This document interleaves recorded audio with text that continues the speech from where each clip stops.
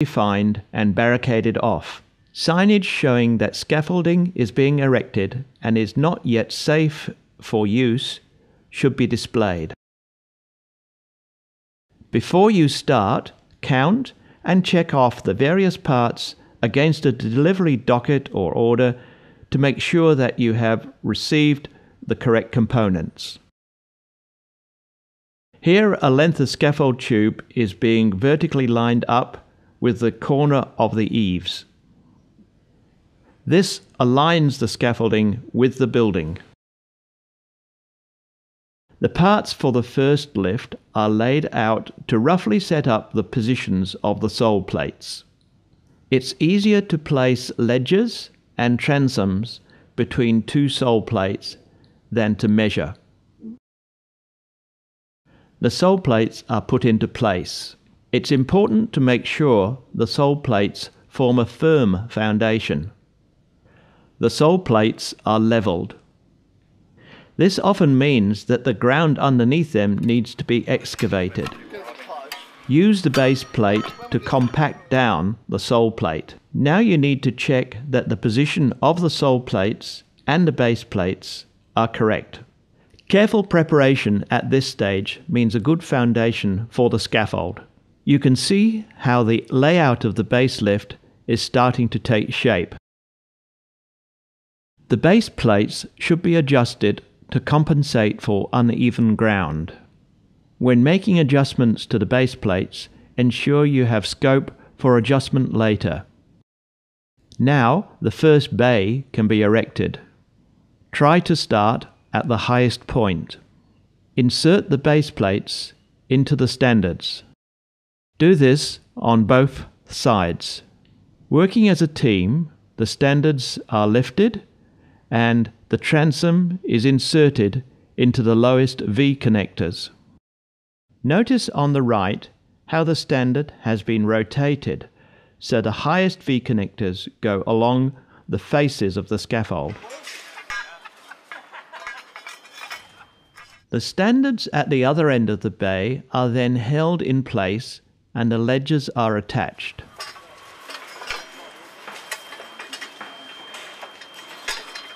The final transom is inserted linking the standard.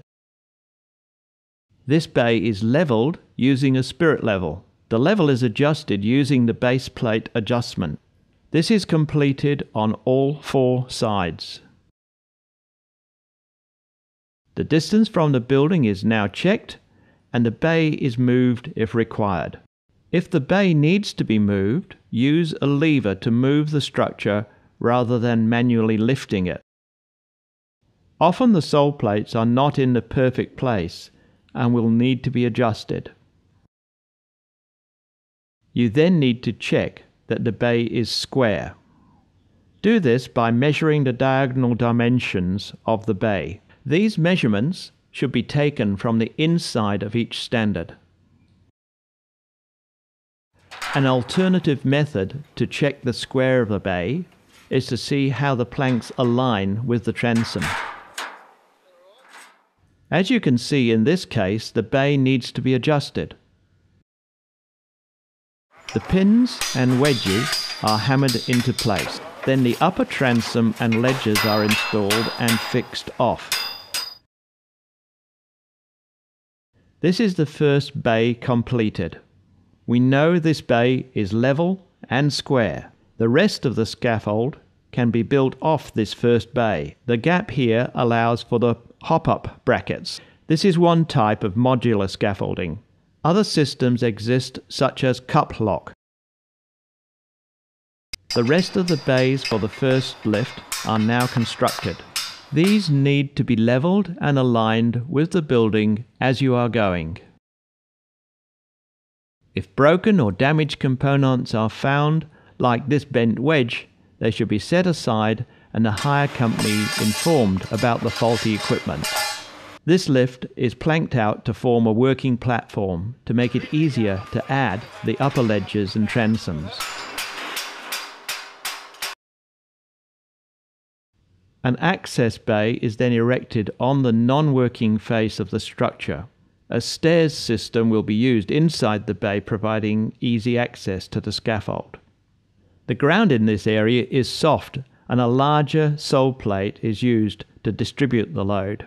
The access bay is erected in the same order as the bays in the main run. The transom is attached to a new standard and to an existing standard on the main run. Level the base plates as you go. Because of the slope on this site, the base plates need to be adjusted to quite different levels. The upper transoms and ledges for the access bay are now assembled. At this stage, the first lift for all the bays of the main scaffolding are complete, and now bracing needs to be added. The transverse braces are added to stop the scaffold distorting and swaying. As each lift is added, these usually form a zigzag pattern. The braces fit more easily if two people work together to install them, and the top is attached first. Transverse braces are added to the access bay as well. The stairs can now be lifted into place. These need to be carefully fitted over the transom. The area next to the stairs is then planked out. The return is constructed in the same way as the other bays. Check the level and square again. The ledges are rolled into place so the wedge drops into position. Transverse braces are added to the end of the return scaffold. The main run of the scaffold and the return are then tied together using tube scaffold and right angle couplers. The couplers are normally attached to standards. Couplers are always installed so the tube is supported by the open clamp. The tube is placed in the coupler. The couplers are then tightened. Notice how the spanner is attached with a lanyard. When working at higher lifts, this means that if the scaff spanner falls out of the installer's hand, it will not drop and put other workers at risk. The extra length of the tube is overhanging on the inside of the scaffold. Because this is not a working platform, this doesn't create a risk. For additional strength and safety, check couplers can be used. The longitudinal braces are now added. Braces should be added to every fourth bay. This means the gap between the braces is 3 bays.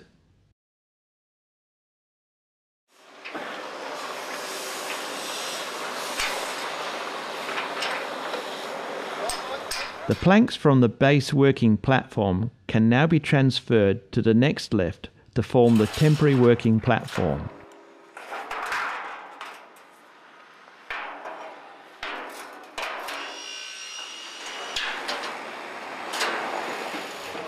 The transom is lifted to provide headroom at the access point to the scaffold.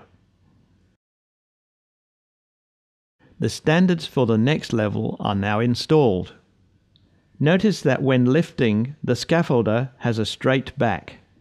The standards are passed up the right way so that they fit over the existing standard. Transoms and ledges are put in place and act as temporary guardrails. Now all the transoms and ledges for the next lift are added, which will be the working platform. Components should not be stored on the working platform.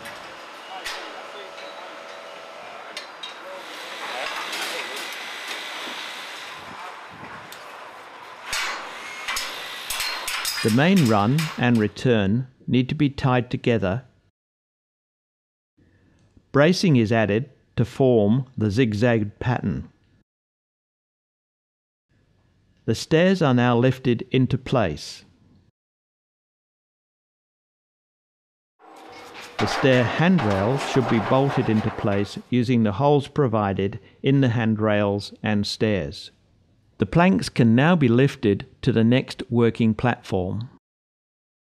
As scaffold becomes higher, it often becomes impractical to lift parts by hand, so they need to be lifted using rope. Ledges and transoms are added 500 mm from the work surface to form mid-rails. Another set of ledges and transoms are added 1 metre from the work surface to form the final guardrail for the working platform. The tie between the return and the main run is now added. In this case, the extra length on the tube is made to hang out over the edge of the scaffold. Toe boards are installed by lifting the outer plank and rolling the toe board into place. Toe boards should be fixed to the standards using toe board clamps or wire. This needs to be completed on all ends. The steps up to the access bay are too high to be safe and comfortable. In this case, a step will be constructed from tube, couplers, and a wooden plank. The tubes to support the stair are attached to the standards under the planks using couplers. The tubes need to overhang enough to accommodate the planks that will form the step. The tube at the other side is set up in the same manner. The wooden plank is then added and held in place with check couplers. This step is now at a safe height. The stairs have been installed, however there is not enough head height. The stairs need to be repositioned.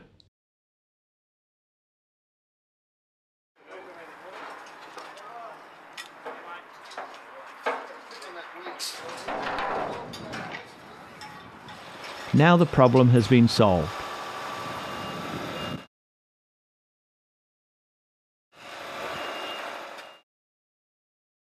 Platform brackets or hop-ups need to be installed to allow a working platform between the scaffold and the building. First, the brackets are installed at each end of the platform.